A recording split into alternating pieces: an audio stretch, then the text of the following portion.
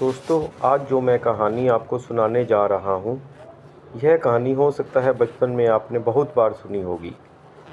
तो मैं आपको जो कहानी सुनाने जा रहा हूँ, उसमें उस कहानी का अगला भाग भी है, जो मैं आपको दावे के साथ कह सकता हूँ कि आपने बिल्कुल भी नहीं सुना होगा।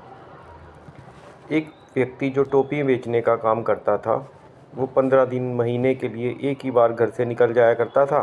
किसी दूर दराज के गाँवों में, शहरों में जाकर टोपियाँ बेचा करता था।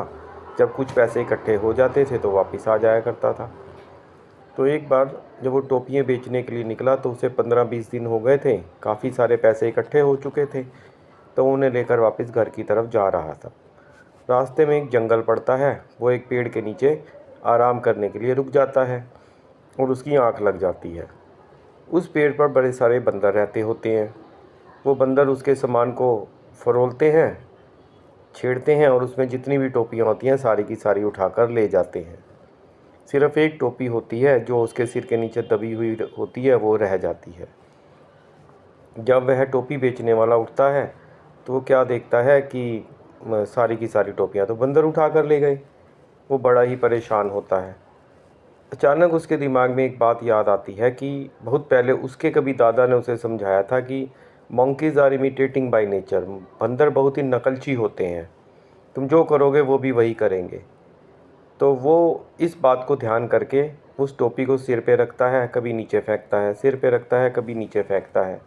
उसको देखकर बंदर भी यही करना शुरू कर देते हैं और धीरे धीरे सभी बंदर अपनी सारी टोपियाँ नीचे फेंक देते हैं। वो उन टोपियों को इकट्ठा करता है, घर जाता है।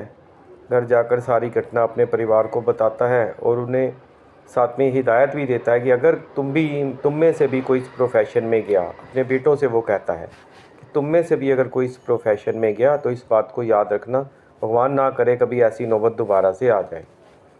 काफ़ी लंबा वक्त बीत जाता है, वो काफ़ी बूढ़ा हो जाता है। अब वो टोपियाँ बेचने का काम उसका एक बड़ा लड़का करने लग जाता है।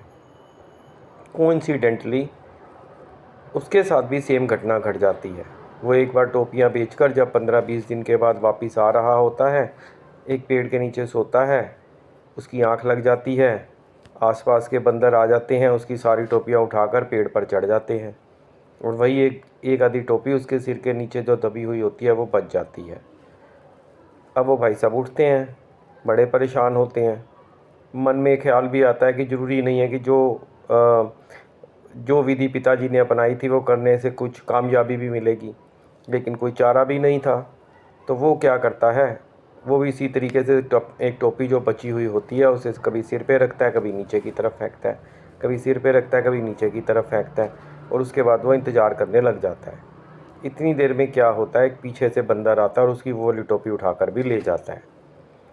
वो और परेशान हो जाता है। इतनी देर में वो क्या देखता है कि एक बंदर इशारे से उसे कुछ समझाने की कोशिश कर रहा है।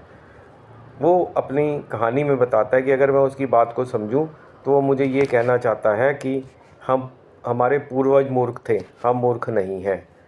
तो कैसी लगी आपको ये कहानी? अगर कहानी अच्छी लगी है तो लाइक, शेयर एंड सब्सक्राइब करना। और इस कहानी से कुछ ना कुछ तो शिक्षा मिलती है ना हमें भी।